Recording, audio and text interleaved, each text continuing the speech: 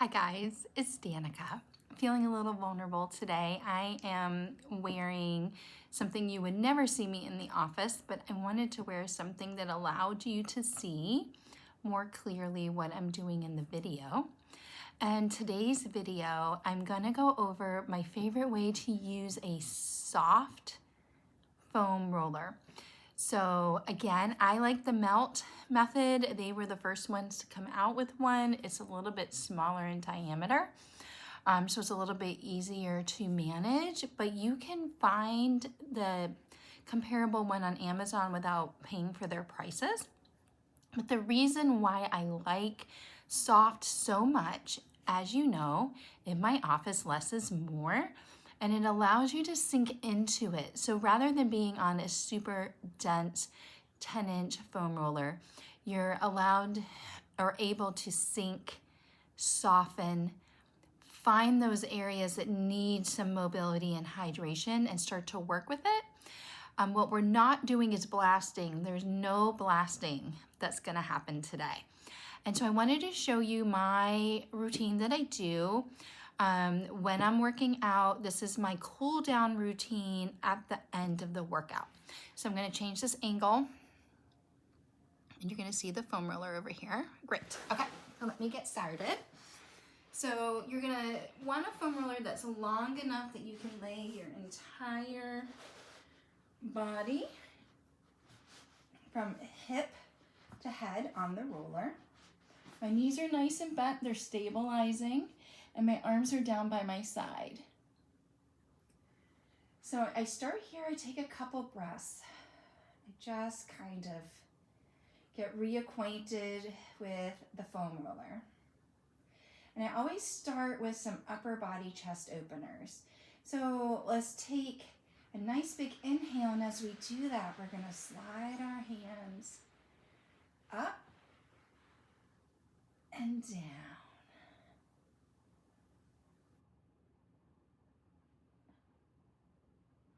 And up and down.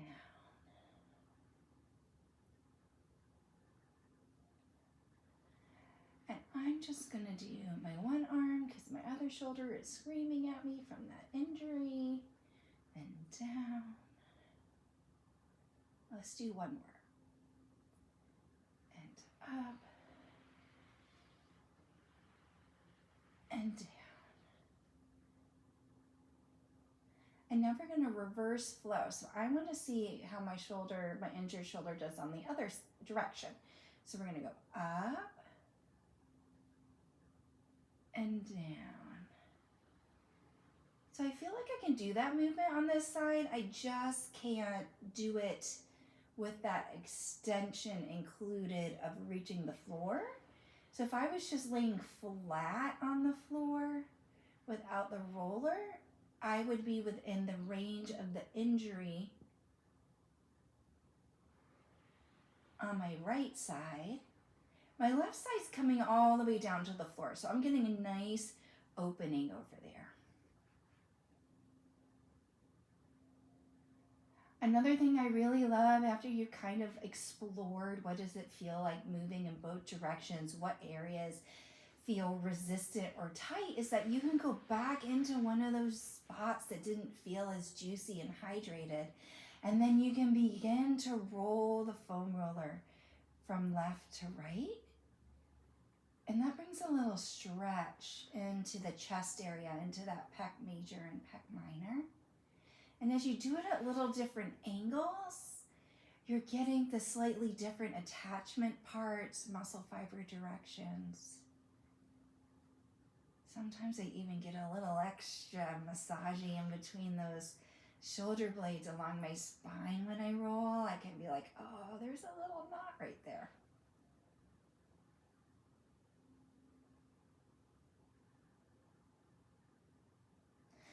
So then we're gonna come off the roller. We're gonna turn the roller the other way. So now it's facing this way. And you're gonna stay on your back. And you're gonna prop yourself up, and you're gonna keep it high enough that you're not coming anywhere near your floating ribs down here. You're staying up on the rib cage. And your arms are gonna come out, and you're gonna hug yourself. So right now I've got the arm closest to you is on top, so I'm gonna roll that side first.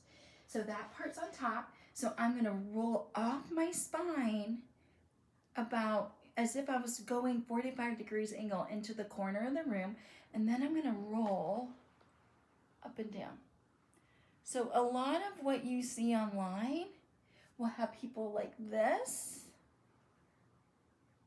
and you're only hitting the bones, you're hitting the shoulder blade, and we want to get into that soft tissue. So you're going to hug your shoulder, you're going to roll over off your spine, and you're going to go up and down. So after you've done that 3 to 5 times, we're going to hug the other way. We're going to roll off the spine to the opposite direction, and now you're going to get into that tissue in between your shoulder blade and your spine on the other side.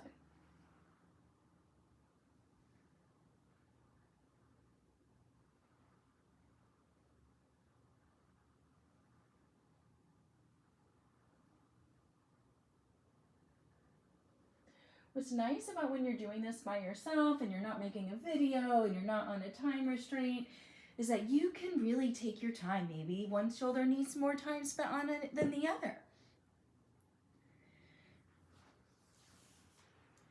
So far we've opened and stretched the pecs, and we've massaged in between the shoulder blades.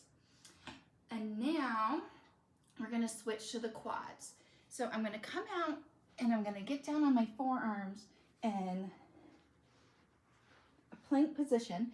You don't wanna be down like this. You wanna activate your core, be nice and strong in your core to protect your back, but you don't wanna be stiff in your legs. You want your legs nice and soft so they can sink into the foam roller while you're engaging and protecting your back with your core muscles. And then you're gonna use your arms like you're on a lap machine. So if you watch my shoulders instead of the foam roller, you'll see that I'm engaging my arms, and that's what's sliding me up the foam roller. So my legs are nice and relaxed. You can see how the foam roller is pressing into my leg. I'm not stiff on top of the foam roller. My body is molding with it. Right now I'm directly on top of my thighs, but I'm going to shift that. As I come back, I'm going to roll a little to the side. So now the leg that's closest to you, I'm on the inside edge, and on my other leg, I'm on the outside edge.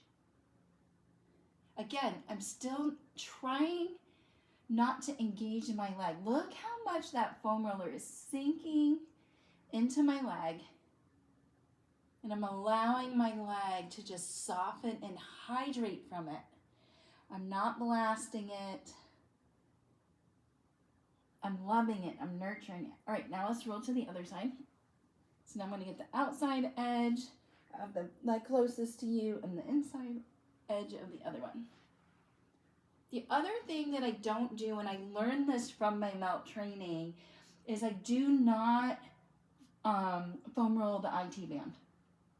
The IT band is made out of a fibrous tissue, like your other tendons and ligaments. And tendons and ligaments, for the most part, are not supposed to stretch. There are situations like pregnancy where that might happen, but that's not really their intention full time. They're stabilizers. So if you're finding that you have a tight IT band, it's usually coming from your glutes. It's not the IT band itself. So foam rolling the IT band is painful. It rarely gets you the benefit you're looking for. And you're kind of shooting the messenger. Good. And then the last place that I foam roll as my little mini cool down routine is my calves. So now we're going to do the same thing in reverse. So trying to keep my legs nice and relaxed on the foam roller. The muscle engagement and strength is going to come from my core lifting me up, and then my arms. So it's a little bit of an extra arm exercise after the end of my gym routine, but I'm not holding tension in my legs.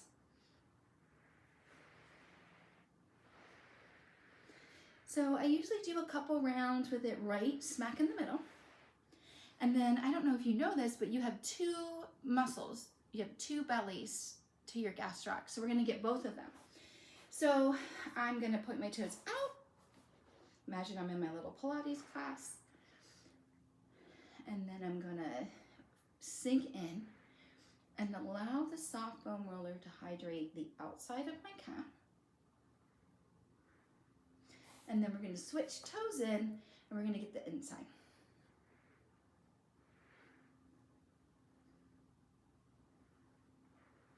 So this is my favorite little routine that I do when I need to cool down, when I feel tight, when I've been on a long road trip.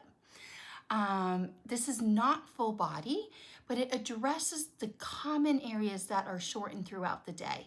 So the area that's going to be affected by sitting in a chair, sitting in traffic, sitting at the desk, is gonna help open all of that up. It's also going to help keep that connective tissue, that fascia, fluid, hydrated, and mobile. When you're working out and you're working towards strong muscles, whether you're strength training, or you're recovering from an injury, or you're stabilizing from pregnancy, you are working on the muscle, but you don't want the connective tissue to be restricted and tight. So in a perfect world that none of us live in, when you move, you would want to see your muscle move underneath the skin, but you would want to see the skin not being dragged by the movement of the muscle, which is really cool. And doing this little routine will help with that, and it might help reduce some of those common symptoms you guys are feeling. I hope this helps. If you have any questions, leave it in the comments. Thanks.